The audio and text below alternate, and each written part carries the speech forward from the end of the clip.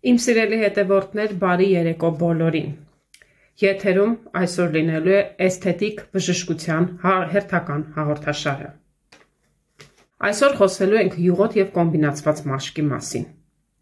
Մաշկի շատ տարածված տիպ է համարվում յուղոտ մաշկը։ Յուղոտ մաշկը սովորաբար ունենում է անբնական փայլ և ավելորդ յուղարտադրություն։ Յուղոտ տիպի մաշկին բնորոշ են նաև սև կետերը, դեմքի անհավասար տոնը, բաց և փակ կոմեդոները կամ ինչպես ընդունված է անվանել միլիոնները, լայնացած ծակոտիները և դեմքի անհավասար տոնը։ Յուղոտ մաշկին նաև բնորոշ է ակնեի զարգացումը, այսինքն յուղոտ մաշկ ունեցողների մոտ կարող է նաև զարգանալ ակնե, ինչպես ժառանգական, այնպես էլ ձեռքբերովի եղանակով, որովհետև ակնեն հավանաբար, ինչպես արդեն վերջին հետազոտությունները ցույց են տվել, համարվում է ոչ միայն ժառանգական, այսինքն մեկը մյուսից փոխանցվող, այլ նաև համարվում է ձեռքբերովի մաշկի արտահայտված տեսակ։ Կորյակային ցան կամ ակնե, սրանք նույն անվանումն են, նույն հիվանդության մասին է խոսքը։ Ինչու ձեռքբերովի, որովհետև արտաքին միջավայրի ազդեցիկ գործոնները նպաստում են մաշկի տեսակի փոփոխմանը։ Հիմնականում կարող է լինել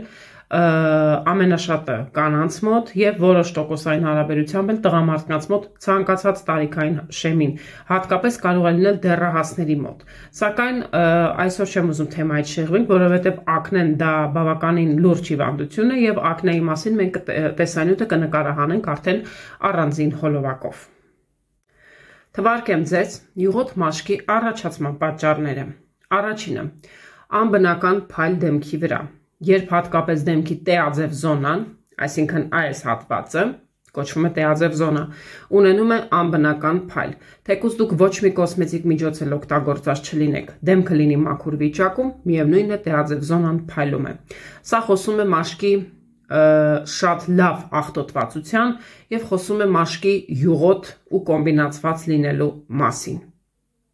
Երկրորդը լայնացած ծակոտիներ։ Լայնացած ծակոտիները, սիրելի հետևորդներ, յուղոտ մաշկի դեպքում լինում են բավական արտահայտված։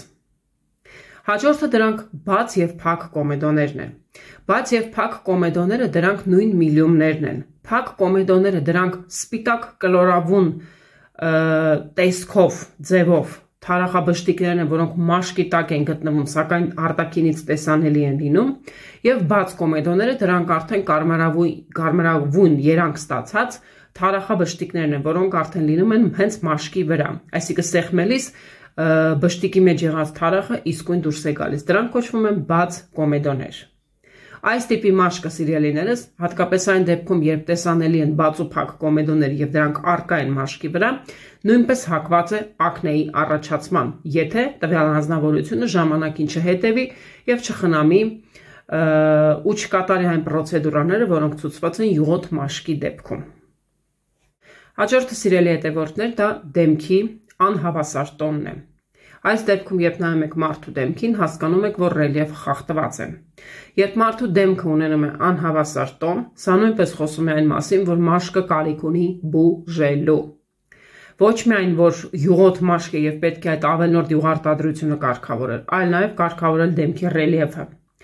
Եվ այս դեպքում դուք ինչքան էլ օգտագործեք շատ թանկարժեք ու շատ որակյալ կոսմետիկ միջոցներ, տոնային կրեմներ, տոնային կրեմը ինչքան էլ ուզում է թանկ լինի, եթե ձեր դեմքը գտնվում է վատ վիճակում, աղտոտված է, դուք չեք կատարում համապատասխան պրոցեդուրաներ ժամանակ առ ժամանակ, դուք չեք խնամում ձեր մաշկը, չեք հետևում ձեր հիգիենային, ինչքան էլ ուզում է թանկարժեք կոսմետիկա ու տոնային քսուկներ օգտագործեք, արդյունքը հավասար է 0-ի, որովհետև մաշկը նախ և առաջ պետք է խնամել, այնուհետև նոր օգտագործել կոսմետիկա։ Հաջորդը քաղցրավենիքի չափից շատ կիրառումն է։ Եթե մարդը ունի յուղոտ ու կոմբինացված մաշկ և միևնույն ժամանակ հակված է քաղցրի օգտագործմանը, չափից շատ է ինքը կիրառում քաղցրավենիք օրվա ընթացքում, քաղցրավենիքից նաև առաջանում է ակնե հիվանդությունը, հիմնականում դեմքի, պարանոցի ու մեջքի շրջանում։ Հաջորդը հորմոնալ խանգարումն է։ Հորմոնալի դեմ մենք պայքարել չենք կարող, մինչև չդիմենք բժշկի և չհանձնենք համապատասխան անալիզներ։ Շատ դեպքեր են լինում կյանքում, երբ մարդու մոտ կարող է զարգանալ մաշկի յուղոտ տեսակը, այսինքն մաշկը կարող է լինել, ենթադրենք, մարդը ունեցել է նորմալ մաշկ, Դարձել է յուղոտ կոմբինացված հենց հորմոնալ խանգարումից։ Դրա համար, սիրելի հետևորդներ, ժամանակ առ ժամանակ բժշկի այցելելը եւ համապատասխան անալիզներ հանձնելը դեռ ոչ մեկի վնաս չի հասցրել։ Պետք է ընդհանրապես հետևել ու պահպանել առողջության բանաձևը։ Եվ վերջում երկու կարևոր փաստ նշեմ, դա վատ ու սխալ հիգիենան է, ինչպես նաեւ ստրեսը։ Բոլորս էլ գիտենք, որ մեր հիվանդությունների գլխավոր պատճառը ստրեսն է։ Սակայն եթե ստրեսը դնենք մի կողմ, մարդը կարող է ստրես չունենալ տվյալ պահին, ինչ որ տագնապային իրավիճակում չլինել, սակայն ունենալ վատ ու սխալ հիգիենա։ Էլ չեմ խոսում էժան կոսմետիկայի ու անորակ խնամքի միջոցներ օգտագործելու մասին։ Սրանք նույնպես նպաստում են մաշկի վատ լինելուն։ Եվ յուղոտ մաշկը ճարպարտադրությունը բուժելու փոխարեն դեռ մի բան էլ զարգանում է ակնե։ Եթե չհետևեք մասնագետի խորհուրդները եւ չկիրառեք համապատասխան միջոցներ։ Իսկ հիմա, սիրելի հետևորդներ, կուզեմ խոսել յուղոտ մաշկի խնամքի մասին։ Խնամքը սկսվում է ամենակարևոր կետից։ Դա պարտադիր այն է, որ պետք է ընտրեք ճիշտ լվացվելու գել։ Ոչ թե գնաք հոսող ջրի տակ, լվանակ սովորական խանութի 2-300 դրամանոց գնված օճառներով կամ հեղուկ օճառով, ոչ։ Կտրականապես արգելվում է այդ օճառով առհասարակ դեմքը լվանալը։ Դեմքը պետք է լվանաք մաշկի տիպին համապատասխան լվացվելու գելով, որոնք վաճառվում են։ Շեշտում եմ, թանկարժեք խնամքի միջոցների խանութներում, այսինքն նորմալ ցիվիլ խանութներում, ոչ թե այն շուկայական մակարդակի խանութներում, որտեղ ամեն ինչը լիկվիդացիոն գները չգիտես թե ինչու կամ 50% զեղչ է, ոչ։ Եվ նաև պետք է գնել իհարկե բնականաբար դեղատներից, որովհետև դեղատուն բառը արդեն խոսում է վստահության մասին։ Եվ դեղատանը, հատկապես ԱԿԳ դեղատների ցանցում, դուք չեք գտնի երբեք վատ խնամքի միջոցներ։ Սա կտրականապես բացառվում է դեղատան դեպքում։ Եթե հիմա ինձ ուզենաք հարց գրեք մեկնաբանությունների բաժնում, որտեղից գնեմ լվացվելու գել, պատասխանս լինելու է մեկը՝ պարտադիր դեղատներից, իսկ ավելի կոնկրետ ԱԿԳ դեղատների ցանցից, որը գտնվում է Երևան քաղաքի տարբեր հասցեներում։ Բացառված չեն նաև այլ դեղատնային ցանցերը՝ Alpha Pharma կամ Natali Pharma, ինչպես նաև Asterian, նույնպես համարվում է նորմալ դեղագործական ընկերություն դեղատնային ցանց։ Այո, իրենց մոտ էլ բավականին բարձր որակի խնամքի միջոցներ են վաճառվում։ Ի նկատի ունեցեք, ում որտեղ հարմար է, ով որտեղից ցանկանում է, կարող է գնումներ կատարել։ Մենակ խնդրում եմ անպայման խորհրդակցեք մասնագետի հետ։ Լվացվելու գելից հետո գալիս է հաջորդականությունը՝ տոնիկը։ Մաշկը շատ կարևոր է, որ լվացվելուց հետո անպայման տոնուսավորեք։ Ըստ եղանակի տիպի, ըստ եղանակային պայմանների եւ տարվա սեզոնների խորհուրդ է տրվում նաեւ կատարել քիմիական պիլինգներ կամ սկրաբերի օգտագործումը էլի մասնագետի ցուցումով։ Յուղոտ մաշկի դեպքում նաեւ ես խորհուրդ եմ տալիս ամիսը 1 կամ 2 անգամ կատարել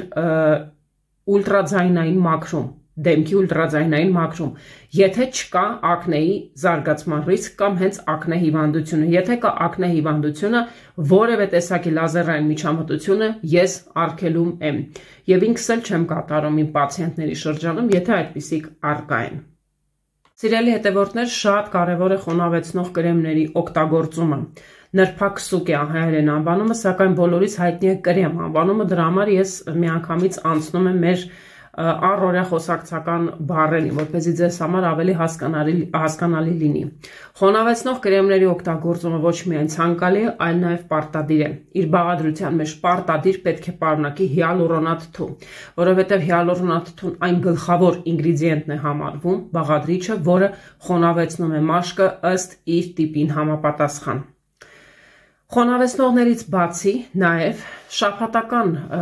1 կամ 2 շաբաթը 1 անգամ, այսպես ասեմ, 7 կամ 14 օրը մեկ խորհուրդ է տրվում նաև յուղոտ մաշկի դեպքում իհարկե կատարել կարբոնային պիլինգի միջամտություն։ Կարբոնային պիլինգը դա նույն նանո ածուխն է, որը ազատում է ձեզ դեմքի ավելորդ յուղարտադրությունից, կարգավորում է դեմքի ճարպարտադրությունը, ռելիեֆը բերում հավասարացնում է այն աստիճանի, որը որ պետք է առողջ տեսք ունենալու համար, մաշկը մաքրում է ավելորդ տոքսիններից, շլակներից ու արտաքին միջավայրից ներթափանցող կեղտից ու նմանատիպ գործոններից։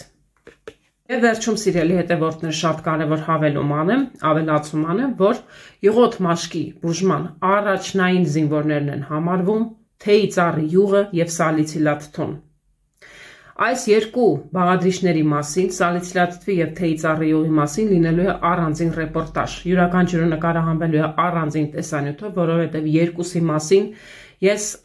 շատ ինֆորմացիա ունեմ ձեզ տալու եւ հենց հիմա էլ իմ հոդվածները ուրեմն այս պայդրությամբ կիսատ են, ես շարունակում եմ նյութերը հավաքել, որպեսզի տեսանյութը ամբողջապես պատրաստեմ ու հանձնեմ ձեր դատին։ Իսկ այսօրվա համար այսքանը սիրելի հետևորդներ։ Մեր այսօրվա էսթետիկ բժշկության հաղորդաշարի թեման յուղոտ եւ կոմբինացված մաշկներ։ Ալիքի զարգացման հետ մեկտեղ ընթացքում ես նաև կնկարահանեմ այնպիսի տեսանյութեր, որտեղ խոսելու եմ յուրաքանչյուր մաշկի տիպի խնամքի մասին առանձին, օրինակ, որ ֆիրմայի լվացվելու գելերը խորհուրդ կտամ, ինչ խոնավացնողներ օգտագործեք, ընդհանրապես ինչպես պետք է խնամվի դեմքի մաշկը, որովհետև դա իրենից ներկայացնում է փուլերի, քայլերի հաջորդականություն, որը պարտադիր պետք է պահել ու կիրառել։ Էլ չեմ խոսում շատ կարևոր կետերի ու նրբությունների մասին, որը արտաքին գեղեցկության համար եւ արտաքին գեղեցկությունը պահելու համար կարևոր ու շարժիչ գործոն են համարվում։ Այսքանը սիրելի հետևորդներ, մաղթում եմ ձեզ հաճելի ու խաղաղ գիշեր։ Կհանդիպենք։